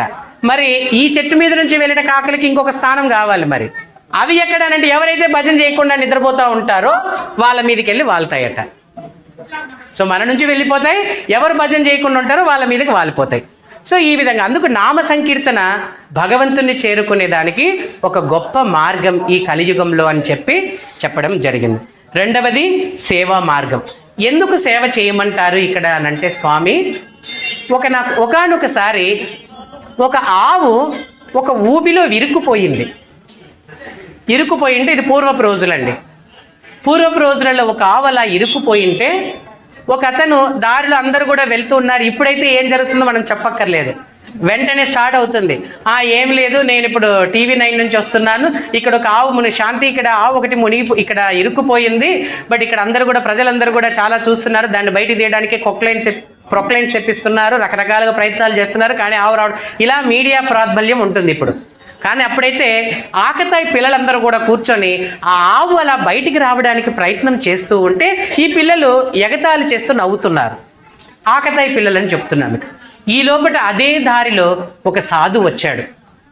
ఒక సాధువు నడుచుకుంటూ వచ్చి ఆ యొక్క ఆవు యొక్క కాలుని, ఆ పాదాన్ని గట్టిగా పట్టుకొని తను బయటికి లాగడం జరిగింది. పక్కన ఉన్న వాళ్ళు అన్నారు, ఏమిటయ్యా నువ్వు పెద్ద ఏమన్నా తోపా? మేమందరం చూస్తూ ఇక్కడ మేము ఉన్నాం కదా, మేము తీయలేకనా? మాకు అది చాలా సంతోషాన్ని ఇస్తుంది, అందుకనే మేము ఎంజాయ్ చేస్తున్నాం, నువ్వు వచ్చి పెద్ద ఇది చేస్తున్నావు నువ్వు అని చెప్పి కొంచెం గట్టిగా అన్నారు. అప్పుడు ఆయన ఒక మాట అన్నాడు, మీరంతా అది పడే బాధను చూసి ఆనందిస్తున్నారు. అది పడే బాధను చూస్తే నాలో దుఃఖం స్టార్ట్ అవుతుంది. నా దుఃఖాన్ని నేను పోగొట్టుకోవాలి కదా, అందుకు నేను సేవ చేశాను అక్కడ అని చెప్పేసి చెప్పడం జరిగింది. అంటే సేవ వల్ల మనలో ఏం జరుగుతుందంటే ఒక ఆత్మ సంతృప్తి, మనలో ఉన్న దుఃఖం దూరం అవుతుంది. పక్కనున్న వారు ఎవరైనా కొంచెం ఆకలితో లేదా ఒక మంచి బట్టలు లేకుండా పోతే పాపం చూడు వాళ్ళు ఎలా ఉన్నారు, పాపం అని మనం ఎందుకు అంటున్నామంటే మనలో ఇంకా ఆ ఆత్మ వికాసం ఉంది కాబట్టి. పాపం అని మనం ఎప్పుడంటే మనలో బాధ కలుగుతుంది, మన బాధ తీర్చుకోవాలి కదా. ఆకలి బాధ తీర్చుకోవాలంటే మనం టైంకి ఫుడ్ తీసుకుంటున్నాం. మరి మనసుకు పడినటువంటి బాధ పోగొట్టుకోవాలంటే మనం అక్కడ ఏదో ఒకటి, ఇప్పుడు ఆవిడ బట్టలు, ఒక వ్యక్తి పాపం చిరిగిపోయిన షర్ట్ వేసుకొని తిరుగుతున్నాడు, మన ఇంట్లో ఉన్న ఒక పాత చొక్కాని తీసి ఆయనకి ఇచ్చేద్దాం, ఆయన అది కప్పుకున్నాడు అనుకోండి, మనకు ఒక సాటిస్ఫాక్షన్. ఆకలని ఎవరైనా పాపం అల్లాడిపోతూ ఉంటారు 3 గంటల టైంలో మధ్యాహ్నం, మన ఇంట్లో ఒక పిడికేడు అన్నం తీసుకెళ్ళి వాళ్ళకి చెప్తూ ఉన్నామనుకోండి, దట్ విల్ బీ హ్యాపీ. ఆయన ఒక ముద్ద తిన్నప్పుడు మనకు ఆనందం వేరేగా ఉంటుంది. దీనికి సత్సాయి బాబా వారు మాకు ఇక్కడ ఈ మధ్యన ఒక సర్వీస్ కూడా ఉందండి. దాంట్లో కుటుంబ నారాయణ సేవ అని చెప్పేసి ప్రతిరోజు మనం ఏం చేస్తామంటే, మనం ఇంట్లో సపోజ్ 5 మంది ఉన్నామనుకోండి, 5 మందిలో 5 మంది మెంబర్స్ మనతో భగవంతుడు ఒక కుటుంబ సభ్యుడు అనుకొని భగవంతునికి చెందినటువంటి వాటా ఒక పిరికెడు బియ్యాన్ని పక్కకు తీసి పెడతాం. అలాగే ఒక వారంకి తీస్తే మనకు ఒక మనిషికి సరిపడా భోజనం తయారవుతుంది. సో అప్పుడు ఇలా పిరికెడు తీసిన తర్వాత ఒక వారం అయితే మనకి ఇష్టమైన శనివారమో శుక్రవారమో మంగళవారమో ఏదో ఒక విధంగా ఒకరోజు మనకు నచ్చిన రోజు దాన్ని ఒక 2 ఫుడ్ ప్యాకెట్స్ చేయడమో, పులిహోర కానీ, పప్పన్నం కానీ, పలావ్ కానీ, పెరుగన్నం కానీ, మనకి ఏది తోస్తేది, లేదు ఇంత పరమాన్నం కానీ ఏదో ఒకటి వండి ఎవరైతే పాపం ఆ టైంలో ఆకలితో ఉంటారో వారికి మనం అందిస్తే నిజంగా అది భగవంతునికి చేరుతుందండి. ఆకలన్నవానికి పట్టుడన్నం పెడితే అదే భగవంతుని పాలిటి నైవేద్యం. దాహమన్న వారికి మంచినీరిస్తే అదే భగవంతుని పాలిటి అభిషేకం. వస్త్రములు లేక ఇబ్బంది పడుతున్న వానికి ఒక మంచి వస్త్రం ఇస్తే అదే భగవంతుని పాలిట పట్టు పీతాంబరం అని చెప్పి స్వామి ఇక్కడ చెప్తూ వస్తున్నారు. ఎందుకంటే మనం అందరిలో భగవంతుని చూడాలి. మనకు భగవంతుడు ఇచ్చాడు, మరి లేని వాడిని కూడా ఒకడు పుట్టించాడు అని అంటే మన ద్వారా వాడి కర్మ తెగుతుంది, వాడి ద్వారా మన కర్మ తెగుతుంది. ఇక్కడ మ్యూచువల్ అండర్స్టాండింగ్ అయిపోతుంది అన్నమాట. సో ఈ విధంగా సేవా మార్గంలో నడవమని స్వామి చెప్పడం జరిగింది. సో ఇంకా చివరగా స్వామి ఏ విధంగా తన లైఫ్ స్టైల్ని తన లైఫ్లో ప్రాజెక్ట్స్ చేశారు అనేటువంటి మీకు అందరికీ ఆల్మోస్ట్ తెలుసు. తాగునీరు లేక కంటాలు పడుచున్న గ్రామ ప్రజలకు స్వామి గంగనిచ్చే, మందు మాకులు లేక మంచాన పడుతున్న పల్లె ప్రజలకు ఆసుపత్రినిచ్చే, పాఠశాలలు లేక బహుబాధపడుచున్న ఊరి ప్రజలకు స్వామి యూనివర్సిటీనిచ్చే, కాలిబాటలు లేక కష్టాలు పడుచున్న పర్తి ప్రజలకు ఏరోప్లేన్లనిచ్చే, ఏమి పుణ్యము చేస్తిరో ఎవరికెరుక, పరమ పురుషుడు మన కొరకు పర్తి వచ్చే, పరమ పురుషుడు మన కొరకు పర్తి వచ్చే. ఒకప్పుడు వాళ్ళ మదర్ ఈశ్వరమ్మ గారు 3 కోరికలు స్వామి నావని కోరారు. జనరల్గా ఒక భగవంతుడు మానవాకారం ధరించి ఒక స్థాయిలో ఉన్నప్పుడు తల్లి కోరేటువంటి ఒక విధంగా ఉంటాయి. కానీ ఇక్కడ అటు కౌసల్య నుంచి మనం ఇక్కడ కలియుగంలో ఎటువంటి భగవంతునికి జన్మనిచ్చినటువంటి మాతలను మనం తీసుకుంటే వాళ్ళందరూ కూడా నిస్వార్థంగానే ఉంటారు. అందుకే వాళ్ళని సెలెక్ట్ చేసుకుంటాడు భగవంతుడు. సో ఇక్కడ స్వామి వాళ్ళ మదర్ ఆయన్ని అడిగింది, స్వామి పుట్టపర్తిలో ఆసుపత్రి లేదు, జనాలు తాగునీళ్ళు లేవు స్వామి, అందరూ ఆ చిత్రావతి నీళ్ళే తెచ్చుకుంటున్నారు, కానీ కొంచెం ఇబ్బందిగా ఉంది, మీరు ఒక బావి తవ్విస్తే ఆ బావిలో నీళ్ళను తీసుకుంటారు స్వామి అని అంటే, స్వామి బావి ఎన్ని రోజులు ఉంటుందని చెప్పి మొట్టమొదటి చిన్న బావితో ప్రారంభమై ఈరోజు దాదాపుగా కొన్ని మన రాష్ట్రంలోనే కాకుండా తెలంగాణ కాకుండా అటు మద్రాసులో కూడా దాదాపు 1000 గ్రామాల వరకు సత్యసాయి వాటర్ ప్రాజెక్ట్ ద్వారా స్వామి మంచినీళ్ళని అందించడం జరుగుతోంది. ఈ ప్రాజెక్ట్ ఫస్ట్ నవంబర్ 23, 1995లో స్టార్ట్ చేశారండి. ఈ స్టార్ట్ చేసినప్పుడు స్వామి చాలా ఇబ్బంది పడ్డారు. అంటే ఇది చేయడానికి దాదాపు కొన్ని కోట్ల ఖర్చు అవుతుంది అక్కడ. మరి కొన్ని కోట్ల ఖర్చు అవుతుంది అని అన్నప్పుడు స్వామి అప్పుడు ఏం చేశారంటే అప్పట్లోనే ఒక కెనరా బ్యాంక్ మేనేజర్తో స్వామి కూర్చొని ఉన్నారు. బ్యాంక్ మేనేజర్ ఏడుస్తున్నాడు, స్వామి వద్దు స్వామి, వద్దు స్వామి, వద్దు స్వామి అంటే, లేదు నీ డ్యూటీ నువ్వు చెయ్యి, నీ డ్యూటీ నువ్వు చెయ్యి అని చెప్పి సత్యసాయిబాబా వారు చెప్తూ ఉన్నారు. ఈ లోపల అక్కడంతా కొంతమంది స్టూడెంట్స్ కూర్చొని ఉన్నారు, స్వామి దగ్గర చదువుకునేటువంటి విద్యార్థులు. స్వామి అన్నారు, ఏం చేయమంటావురా, వాటర్ ప్రాజెక్ట్ నేను అనౌన్స్ చేశాను. 1980-90 ఈ ప్రాంతంలో అనంతపురం జిల్లాను కొంతమంది శాస్త్రవేత్తలు పరిశీలించి ఇంకొక 10 సంవత్సరాలలో అనంతపురం మొత్తం ఖాళీ చేసి మీరు ఎక్కడికైనా వెళ్ళిపోండి, ఇక్కడ ఎన్ని వందల లోతుల అడుగులు తవ్వినప్పటికీ ఇంచి నీరు కనపడడం లేదు, మీరు ఇబ్బంది పడతారు, కాబట్టి ఈ అనంతపురం జిల్లాని మీరు ఖాళీ చేసి వెళ్ళిపోండి అని అనౌన్స్ చేశారు. మరి భగవంతుడు అక్కడ శివశక్తి స్వరూపంగా అవతరించిన జిల్లా అది. మరి స్వామి ఏదో ఒకటి చెయ్యాలి కదా అని చెప్పేసి నేను వాటర్ ప్రాజెక్ట్ ఇస్తానని స్వామి అనౌన్స్ చేశారు. అనౌన్స్ చేసిన తర్వాత దాని కోట్లల్లో ప్రాజెక్ట్ అంటే ఒక మంచి వాటర్ వస్తే రెయిన్ వాటర్ని దాన్ని మళ్ళీ ప్యూరిఫై చేసి పెద్ద పెద్ద ట్యాంకర్స్లో స్టోర్ చేసి దాని ద్వారా పైపుల ద్వారా మళ్ళీ ప్రతి గ్రామానికి ఈ సత్యసాయి వాటర్ ప్రాజెక్ట్ కింద సప్లై అవ్వాలి. ఇది పెద్ద ప్రాసెస్ ఇది. సో దీనికి డబ్బులు కొంచెం షార్టేజ్ వచ్చింది అక్కడ. సో స్వామి అప్పుడు ఏం చేస్తారంటే అప్పట్లో ఇప్పుడు స్వామి ఆశ్రమాలు ఇక్కడ సత్యసాయిబాబాకు సంబంధించినవి మనకు తమిళనాడులో సుందరం ఉందండి, హైదరాబాద్లో ఇది ఒక పెద్ద మందిరం, హైదరాబాద్లో శివం ఉంది. మీరు అందరు అంబర్పేట వెళ్ళేటప్పుడు చూస్తే మనకి నల్లకుంటలో మనకి శివం పెద్ద టెంపుల్ కనిపిస్తుంది మనకు. అటువైపు వెళ్తే ఉస్మానియా యూనివర్సిటీ కూడా దానికి ఎంట్రన్స్ ఉంటుంది. సో అక్కడ శివం ఉందండి మందిరం. బెంగళూరుకి వెళ్తే బృందావనం అని కాడుగుడిలో మనం ఫ్లైఓవర్ ఎక్కేదానికి పక్కన అక్కడ కూడా ఒక కాలేజ్ ఉంది. తర్వాత ఊటీలో కోడైకెనాల్లో కొన్ని ప్రాజెక్ట్స్, అక్కడ ఊటీలో సాయి శృతి అని అక్కడ ఒక మందిరము ఉండడం జరిగింది. సో ఇలా 4 చోట్ల బొంబాయిలో ధర్మక్షేత్ర అనే పేరుతో ఇంకొక మందిరం ఉంది అక్కడ. ఇవి లెక్కలోకి ఉన్నటువంటివి. సో స్వామి అప్పుడు ఏం చేస్తారంటే బృందావన్ని తాకట్టు పెట్టేస్తానా నేను అని కెనరా బ్యాంక్ మేనేజర్తో మాట్లాడుతున్నారు. మరి స్వామి వద్దు స్వామి, నేను మామూలుగా లోన్ ఇచ్చేస్తాను, మీరు నిదానంగా అది రికవరీ చేయండి, అందులో ఇంత ప్రాజెక్టుకి మా తరపున మేము హెల్ప్ చేస్తామన్నారు కెనరా బ్యాంక్ మేనేజర్. స్వామి ఒప్పుకోలేదు దానికి, ఎందుకంటే మాట ఇచ్చింది నేను కదా, నేను చెయ్యాలి ఆ పని. నేను కెనరా బ్యాంక్నే కాదు నన్ను నేను కూడా ఎవరైనా తీసేసుకుంటానంటే నేను నా బాడీని కూడా నేను వాళ్ళ దగ్గరికి వెళ్ళిపోతానని చెప్పి స్వామి గట్టిగా చెప్పేశారు. స్వామి బ్యాంక్ మేనేజర్ వద్దు స్వామి, వద్దు స్వామి, ప్లీజ్ స్వామి నేను ఇచ్చేస్తాను స్వామి అన్న. లేదు లేదు అలానే చెయ్యాలి, నీ డ్యూటీ నువ్వు చెయ్యాలి అని చెప్పి స్వామి చెప్పడం జరిగిందన్నమాట. తర్వాత స్వామి దానికోసం ఊటీలో కొన్ని ప్రాపర్టీస్ అవన్నీ కూడా సేల్ చేసి తర్వాత ఈ ఇక్కడ సత్యసాయి వాటర్ ప్రాజెక్ట్ని 1995లో స్టార్ట్ చేశారు.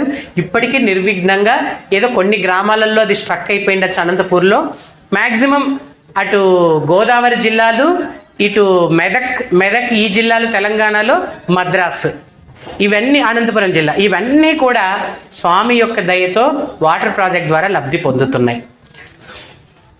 తర్వాత రెండవది వాళ్ళ అమ్మ అడిగింది, పుట్టపర్తిలో ఎవరికైనా జబ్బు వస్తే ఎక్కడికో వెళ్ళాల్సి వస్తుందిరా, ఒక చిన్న హాస్పిటల్ కట్టించు సత్య అనంటే స్వామి ఫస్ట్ 1956లో ఒక చిన్న జనరల్ హాస్పిటల్ అని చిన్న ఆసుపత్రి స్టార్ట్ చేసి తర్వాత మళ్ళీ 1991లో అదే పుట్టపర్తిలో సూపర్ స్పెషాలిటీ హాస్పిటల్ స్టార్ట్ చేశారు, ప్రారంభించారు 91లో.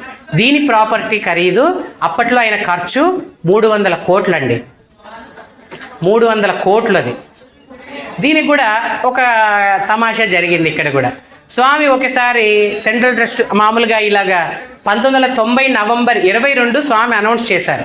నెక్స్ట్ ఇయర్ స్వామి పుట్టు పండక్కి అంటే నవంబర్ 23, 1991 వచ్చేసరికి ఇక్కడ ఒక బాగా విశ్వవ్యాప్తంగా మంచి పేరు పొందేటువంటి సూపర్ స్పెషాలిటీ హాస్పిటల్ ఇక్కడ స్టార్ట్ అవుతుంది. దీని ఖర్చు 300 కోట్లు అవుతుంది, చక్కగా ఆసుపత్రి పూర్తవుతుంది ఇక్కడ. అదే 22వ తారీఖే దీని ఇనాగ్రేషన్ చేసేసి మొట్టమొదటి హార్ట్ ఆపరేషన్ కూడా ఫస్ట్ డే జరుగుతుందని స్వామి చెప్పారు. స్వామి చెప్పేస్తే ఇక్కడ ఉన్నటువంటి ట్రస్ట్ మెంబర్స్ కొంతమందికి, స్వామి ప్రస్తుతానికి ఇంకా పనులే మనం మొదలు పెట్టలేదు, అంత పెద్ద సూపర్ హాస్పిటల్ కావాలి తయారు అని అంటే ఆషామాషి కాదు, దాదాపు 300, మనకు అందరికీ తెలుసు కదా 300 కోట్ల ప్రాజెక్ట్ అంటే అది అవ్వడానికి కనీసం ఒక 2-3 సంవత్సరాలన్నా పడుతుంది, మీరేమో సంవత్సరంలో అయిపోతుంది అంటున్నారు, ఇట్స్ హైలీ ఇంపాసిబుల్ స్వామి అన్నారు ఒక ఆయన. సరే ఈ లోపల ఒక 3-4 నెలలు అలా గడిచిపోయింది. దానికి కావాల్సిన అమౌంట్ కూడా కొంతమంది భక్తులు స్వామికి తెలియకుండా చెక్కుల రూపంలో ఇవ్వడం, అదంతా వేరు విషయము. అది జరిగిపోయింది. ఆ 300 కోట్లు కూడా అంతా కూడా ఖర్చు పెట్టి ఆ యొక్క హాస్పిటల్ కన్స్ట్రక్షన్ 6 నెలల్లోనే పూర్తయిపోయిందండి. కన్స్ట్రక్షన్ మొత్తం 6 నెలల్లో పూర్తయిపోతే అప్పుడు ఇంకొక 6 నెలల్లో ఫైనల్ టచ్అప్స్ అన్ని మిషనరీ ఏం కావాలి, ఫారిన్ నుంచి కొన్ని మిషనరీస్ తెప్పించి ఒక మల్టీ స్పెషాలిటీ డాక్టర్స్ని కన్సల్ట్ అయ్యి ఫారిన్లో వాళ్ళందరూ కూడా వచ్చి ఢిల్లీలో ఎయిమ్స్కి పనిచేసే ఒక అతను ఇక్కడ దీని డైరెక్టర్గా అపాయింట్ చేయడం జరిగిందనమాట. ఆషామాషిగా హాస్పిటల్ రన్ చేయలేదు. ఇప్పటికీ హార్ట్ ప్రాబ్లం ఎన్నో ఆపరేషన్స్ జరుగుతున్నాయి. ఆర్తో ఇవన్నీ కూడా ఎన్ని ప్రాబ్లమ్స్ వచ్చినా కూడా ఆ హాస్పిటల్లో ఫ్రీ ట్రీట్మెంట్.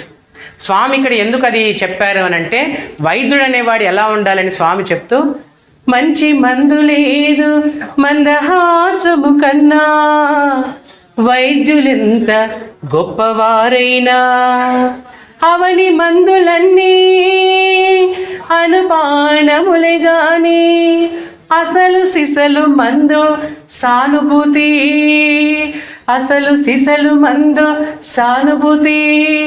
సో వచ్చిన పేషెంట్కి డాక్టర్ ఏమీ కాదయ్యా, నువ్వు హాయిగా ఉండు, నీకు అన్నీ సెట్ అయిపోతాయి చూడని చెప్పి ఒక ధైర్యం డాక్టర్ చెప్పాడు అనుకోండి, అదే వాడికి 75% లోపల నమ్మకంగా మారిపోతుంది.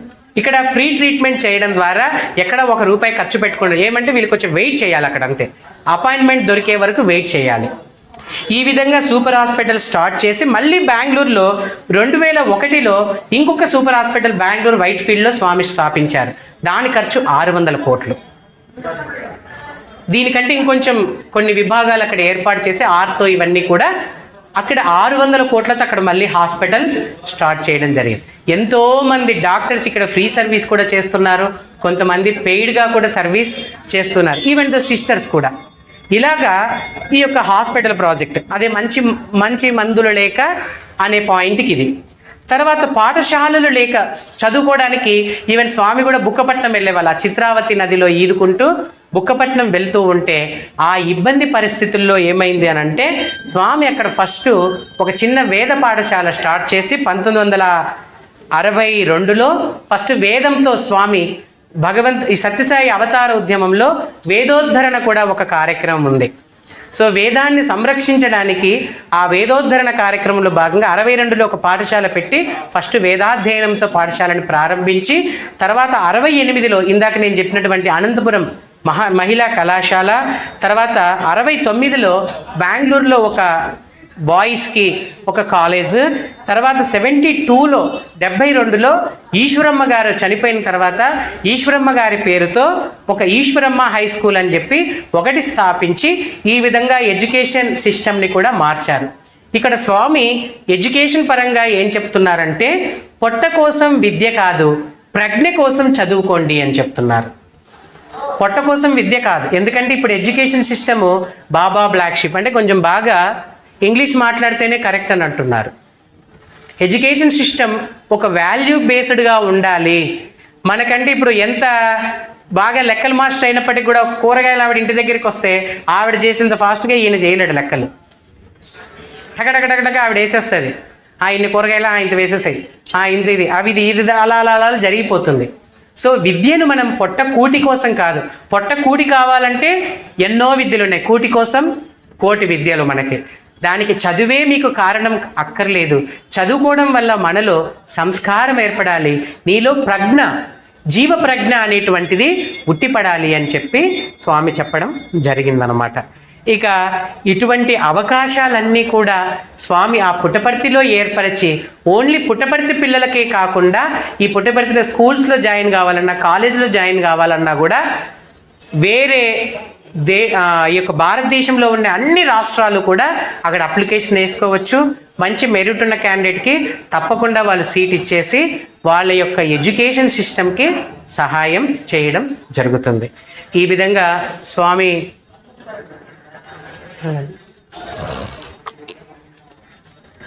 ప్రాజెక్ట్స్ ఇవన్నీ కూడా స్టార్ట్ చేసి తను చూపించిన మార్గంలో మనలందరినీ కూడా, ఆ రోజు చెప్పాను రాముల వారిని అయోధ్యలో ప్రతిష్ఠించే రోజు అందరం కూడా రాముడికి జై రాముడికి జై అంటున్నాం, కానీ రాముడి యొక్క బాటలో ఎంతమంది నడుస్తున్నాం? కృష్ణుడికి జై అంటున్నాం, మరి కృష్ణుని చెప్పినటువంటి బాటలో ఎవరం మనం నడుస్తున్నాం? అద్వేష్ట సర్వభూతానాం అన్నాడు. అహం వైశ్వానరో భూత్వామ, నీలోనే నేనున్నానని చెప్తున్నాడు ఆయన. మనం భగవంతుని కోసం ఎక్కడెక్కడో వెతుకుతున్నాం. దేవుడనగ వేరు దేశమందున లేడు, దేవుడుండు తాను దేహమందే, పాపమనగ వేరు పరదేశమునందు లేదు, తాను చేయు పనుల తగిలి ఉండు. చిత్రగుప్తుడు అనేవాడు ఒకడు ఉంటాడు మన చుట్టూ, గుప్తముగా మనకు కనిపించకుండా చిత్రిస్తూ ఉంటాడు, ఆయనే చిత్రగుప్తుడు. దట్ ఈజ్ మన మనస్సాక్షి. ఎక్కడో చిత్రగుప్తుడు సినిమాలో చూసినాడు, ఓ టర్బన్ వేసుకొని ఇలాగ రాస్తూ ఉంటాడు. ఆయన మన పాపాలని కాదు, ఇక్కడ మన మనస్సాక్షే మనకు చిత్రగుప్తుడు. ఇలాగా ఒక్కొక్క అవతారంలో భగవంతుడు ఒక్కొక్క ప్రణాళిక వేసుకుంటూ వస్తాడు. పైన కృతయుగంలో మనం అవతారాలు తీసుకుంటే ఆ అవతారం రావడం, ఆ యొక్క అవతార కార్యక్రమం ఏమైతే ఉందో అది జరిపించడం, ఆ అవతారం కార్యక్రమం అయిపోతూనే వెళ్ళిపోతూ వచ్చాడు. కానీ త్రేతలోకి వచ్చేసరికి త్రేతాయుగంలో రాముడు మనిషిలో మనిషిగా తిరుగుతూ తను ఒక మనిషిగా సీత ఆ విరహవేదన ఆవిడ లేనప్పుడు ఎలాగా బాధపడాలనో ఒక మానవుడు అలాగనే తను బాధపడ్డాడు. ఎలాగా వెతుక్కోవాలనో అలాగనే తను వెతికాడు. ఈవెన్ మనకందరికి తెలుసు, అమ్మా ఒక్క నిమిషం నువ్వు చెప్పు తల్లి, నేను ఇలా తీసుకెళ్ళిపోతాను నిన్ను నా భుజస్కంధాల పైన అని చెప్పేసి ఆయన ఆ సీతమ్మని రమ్మని అడుగుతాడు. అమ్మ నేను తీసుకెళ్తానమ్మా అని చెప్పి అడిగినప్పుడు సీతమ్మ వారు ఒక మాట అంటారు, రాముడు లేని సమయంలో వచ్చి ఇక్కడ ఈయన రావణాసురుడు నన్ను తీసుకొచ్చాడు, ఇప్పుడు రావణాసురుడు ఎక్కడో రాజ్యంలో ఉండే టైం చూసి నువ్వు తీసుకపోతే రాముడికి రావణాసురుడికి తేడా ఎక్కడుంది? సో కాబట్టి రాముడిని రమ్మను, రాముడు వచ్చిన తర్వాతనే నేను వస్తానని చెప్పి ఆవిడ చెప్పడం జరిగింది. సో అంత ధర్మానికి కట్టుబడి మానవుడిగా ప్రతి అవతారంలో ఆ అవతార పురుషులందరూ కూడా అవతరిస్తూనే ఉన్నారు. శ్రీకృష్ణ భగవానుడు భగవద్గీతలో బోధించినట్లుగా కర్మ, జ్ఞాన, భక్తి ఈ 3 మార్గాలనే ఈ శ్రీ సత్యసాయి ఇదే షిరిడి బాబా కూడా తన అవతారంలో తిరగలి ద్వారా మనకందరికీ కూడా ఎంతో విభూతిని ఇచ్చారు. ఆయన షిరిడి బాబా వారు ఆ విభూతిని విసిరి ఆ విభూతిని అందరికి కూడా పంచడం జరిగింది, చిన్న గోధుమ పిండి లాంటిది. సో అదేంటంటే కింద ఉన్న తిరగలి వచ్చేసి కర్మ, పైన ఉన్న తిరగలి పైన రెండో రాయి వచ్చేసి భక్తి. ఈ రెండిటికి జ్ఞానం తోడైంది అనుకోండి, అది తిరగలి, పైన ఉన్నటువంటి కర్ర. ఈ జ్ఞానం అనేటువంటి దానితో ఈ 2 మార్గాలు మనం సక్రమంగా, ఒకటి ఇలా వెళ్తుంది, ఒకటి ఇలా వెళ్తుంది, ఇలా తిరిగినప్పుడు ఖచ్చితంగా ఆ యొక్క పౌడర్, ఆ యొక్క విభూది ఏదైతే వస్తుందో, విభూది అంటే ఐశ్వర్యం అండి, మనలో జ్ఞాన ఐశ్వర్యం నీలో లభిస్తుంది, నీలో అభివృద్ధి చెందుతుందని షిరిడి బాబా వారు అదే చెప్పడం జరిగింది. ఇదే విధంగా భగవాన్ శ్రీ సత్యసాయి బాబా వారు శ్రీ సత్యసాయి సేవా సంస్థల్లో 3 విభాగాలు ఏర్పాటు చేశారు. ఆధ్యాత్మిక విభాగం, సేవా విభాగం, విద్యా విభాగం. ఈ 3 విభాగాల ద్వారా శ్రీకృష్ణుల వారు చెప్పినటువంటి ఆధ్యాత్మిక విభాగం అంటే భక్తి, అక్కడ భక్తి అని చెప్పుకుంటాం మనం. ఇక్కడంతా కూడా స్పిరిచువల్ ఆస్పెక్ట్స్లో యాక్టివిటీస్ ఉంటాయి, భజన చేయడం, ఆ యొక్క పూజలు చేయడం, రుద్రాభిషేకాలు చేయడం, ఈ యాక్టివిటీస్ అన్నీ కూడా ఉంటాయి అన్నమాట. తర్వాత సేవా విభాగం అంటే కర్మయోగం, అక్కడ కర్మయోగం, ఇక్కడ సేవా విభాగం అయిపోతుంది. ఎట్లాగంటే మనం చిన్న చిన్న సేవలు చేసుకుంటూ మన యొక్క కర్మని తొలగించుకుంటూ వస్తామన్నమాట. 3వది విద్యా విభాగం, కృష్ణుడు చెప్పినటువంటి జ్ఞానయోగం. మనలో ఆ విద్యా విభాగంలో బాల వికాస్ అని ఒకటి ఉంది, ఇక్కడ ఆల్రెడీ మీకు అది సుబ్బారెడ్డి సార్ కండక్ట్ చేస్తున్నారు. ఆ బాల వికాస్ ద్వారా పిల్లల్లో మానవతా విలువలని అభివృద్ధి పరిచి ఆ పిల్లలకి పంచ వికాసాలతో కూడినటువంటి పరిపూర్ణ మానవత్వాన్ని సిద్ధింపచేసేదానికి ఈ యొక్క బాల వికాస్ సహకరిస్తుంది. ఇలా ఈ 3 విభాగాల ద్వారా స్వామి చిన్న పిల్లల నుండి పండు ముసలి వరకు ప్రతి ఒక్కరు కూడా పార్టిసిపేట్ చేసే విధంగా, పాల్గొనే విధంగా ఈ యొక్క శ్రీ సత్యసాయి సేవా సంస్థలు అనేటువంటి ఒక ప్లాట్ఫామ్ని మనకందరికీ కూడా ఇచ్చారు భగవంతుడు. మీరు కావాలంటే డౌట్స్ ఏవైనా ఉంటే యూట్యూబ్లో మనం సెర్చ్ చేస్తే యూనివర్సల్గా ఏమేమి యాక్టివిటీస్ జరుగుతున్నాయో ఫారిన్లో కూడా మనం చూడొచ్చండి చక్కగా. Blood camps, I camp, medical camps, food services, ఇవన్నీ కూడా విస్తృతంగా జరుగుతూ ఉన్నాయి. సో ఇక్కడ నేను ఫస్ట్ నుంచి సత్యసాయిబాబా గురించి చెప్తున్నానని, నేను ఒక సత్యసాయిబాబా ఆర్గనైజేషన్ నుంచి వచ్చానని, ఇక్కడ ఐఎమ్ నాట్, నేనేదో క్యాన్వాసింగ్కి రాలేదండి, దయచేసి అలా అనుకోవద్దు ఎవరు కూడా. ఈరోజు నాకు ఇచ్చిన టాపిక్ భగవాన్ శ్రీ సత్యసాయిబాబా అవతార వైభవం కాబట్టి దానికి సంబంధించి నేను మీకు చెప్తూ ఉన్నాను. ఇక్కడ ఏంటంటే భగవంతుడు ఎవరైనా కావచ్చు. స్వామి కూడా మాకు చెప్పేది ఏంటంటే, మీరు ఇక్కడికి వచ్చి నన్నే పూజించాలని లేదు, మీ ఇలవేల్పు ఎవరున్నారో వారినే మీరు కొలుచుకోండి, తప్పకుండా జరుగుతుంది అని చెప్పడం జరిగింది. ప్రశాంతి నిలయంలో సేవలు ఉంటాయి. ఆ పుట్టపర్తిలో మనం సేవకి వెళ్ళచ్చు. ఓన్లీ సేవకు వెళ్ళి రావడానికే మనం ఎక్స్పెన్సెస్. అక్కడ వెళ్ళిన తర్వాత ప్రశాంతంగా 10 రోజులు, వారం రోజులు సర్వీసెస్ ఉంటాయి. మంచిగా సర్వీసెస్ కూడా అక్కడ చేసుకోవచ్చు. క్యాంటీన్లో ఒకసారి నేను 2008లో సర్వీస్ చేసినప్పుడు అండి, ఇక్కడ జెంట్స్ వైపు మామూలు దర్శనానికి వెళ్తూ ఉంటారు లైన్లో. అంటే ఫస్ట్ సెక్యూరిటీ చెకప్ ఉంటుంది. ఆ సెక్యూరిటీ చెకప్ చేసినప్పుడు ఒక ఆయన కింద కూర్చొని, ఇలాగ ఉంటుంది దారి, కింద కూర్చున్నాడు ఒక ఆయన. ఆయన మొత్తం ఏంటంటే ఆయన పాదాల దగ్గర, అంటే ఈ కాలు నుంచి కాలు భాగం అంతా కూడా ఏమైనా పెట్టుకోవచ్చు, ఏమైనా కొంచెం సెక్యూరిటీ చెకప్ ఉంటుందన్నమాట. అదే సర్వీస్ అయింది 9 రోజులు, నేను 7 రోజులు సర్వీస్ చేశాను, వస్తున్నాను అనమాట రిటర్న్. ఆ రోజు నాకు తెలిసిందే ఆయన ఒక కోర్టులో జడ్జెట్ అండి, కోర్టులో జడ్జి పాదాలు పట్టుకుంటున్నాడు వచ్చిన వాళ్ళది చెకప్ చేయడానికి. సేవ వల్ల మనలో ముఖ్యంగా నిర్మూలించబడేది ఏంటంటే అహంకారం. ఈనాడు అన్ని సమస్యలకి మూల కారణం అదే. ఆ అహంకారం మనలో ఎప్పటి నుంచి దూరం అవుతుందో, ఈజీఓ అని అంటాం, ఎగ్జిట్ గాడ్ అవుట్, మనలో నుంచి భగవంతుడు బయటికి వెళ్ళిపోతాడు. సో మనం ఆ ఈగోని మనం బయటికి పంపించేస్తామనుకోండి, అప్పుడు ఆయన లోపలే ఉండిపోతాడు. ఆ వచ్చేదాన్ని కూడా అణిచివేస్తాడు మనం ఆ భగవంతునికి ఆ స్థానం ఇస్తే. ఇలాగా భగవంతుడు చూపించిన మార్గంలో ఏ నామస్మరణైనా చేయండి, ఎక్కడైనా మనం సేవ చేసుకోండి. ఇప్పుడు ఇక్కడ ఆలయంలో ఇంతకుముందు ఎవరో సార్ నాకు ఒక ఇద్దరిని చూపించారు. ఇక్కడ టెంపుల్లో ఒక ఆవిడ శుభ్రం చేస్తారు లోపల గర్భగుడిలో అని చెప్పి. సార్ సుబ్బారెడ్డి సార్ టెంపుల్లో సర్వీస్ చేస్తారని చెప్పేసి. సో నాకు చాలా సంతోషమైంది. సేవ అనేటువంటిది ఎక్కడైనా సేవనే, మనం ఎక్కడైనా చేసుకోవచ్చు అవకాశం ఉన్నప్పుడు. రోజు ఈ విధంగా మనం ఒక్కరికి భోజనం మనం ఇచ్చామంటే మన భగవంతుడు మన అకౌంట్లో ఆ జమ చేస్తాడు. ఎందుకంటే అకౌంట్లో బ్యాలెన్స్ లేనిది ఈవెన్ బ్యాంకులోనే ఇవ్వరు, ఇంకా భగవంతుడు ఎలా ఇస్తాడండి మనకి. సో ద్రౌపదికి కూడా ఆయన అంత అక్షయం చేసి ఇవ్వడానికి సంక్రాంతి నాడు ఆవిడ చించినటువంటి పట్టు చీర ఇంత చిన్న ముక్క చించి ఆ చేతికి కట్టినప్పుడు అది అక్షయం చేసి ఆయన ఆవిడకి ఆ యొక్క చీరలు ప్రసాదించడం జరిగింది. సో భగవంతుడు మన అకౌంట్లో కూడా పుణ్యం అనేటువంటి ఆ యొక్క ధనాన్ని జమ చేసి సందర్భానుసారంగా అందరికీ సహాయం చేస్తాడు. అప్పుడే నిజంగా భగవంతుడు చేసినటువంటి ఆ యొక్క అవతార ఉద్యమంలో, ఇన్ని అవతారాలలో మనం మన పాత్ర పోషించిన వాళ్ళము అయిపోతాం. ఇక్కడ ఫైనల్గా మీకు ఈ తాగునీరు ఇవన్నీ ప్రాబ్లమ్స్ ఎందుకు చెప్పానంటే, నేను ఇక్కడ స్వామిని ఆ సూపర్ హాస్పిటల్ పూర్తయ్యాక జోగారావు గారిని ఒక ఆయన అడిగారు, ట్రస్ట్లో ఉన్న అతను. ఒకరోజు ఆయన 6 నెలల తర్వాత ఇంకా పనులు, ఒక 3 నెలల తర్వాత పనులు అక్కడికక్కడికి అవుతున్నాయి. స్వామి నువ్వేమో అనౌన్స్ చేసావు, మరి ఆయన నిద్రపోకుండా కళ్ళన్నీ ఎర్రగా అవుతున్నాయి అన్నమాట.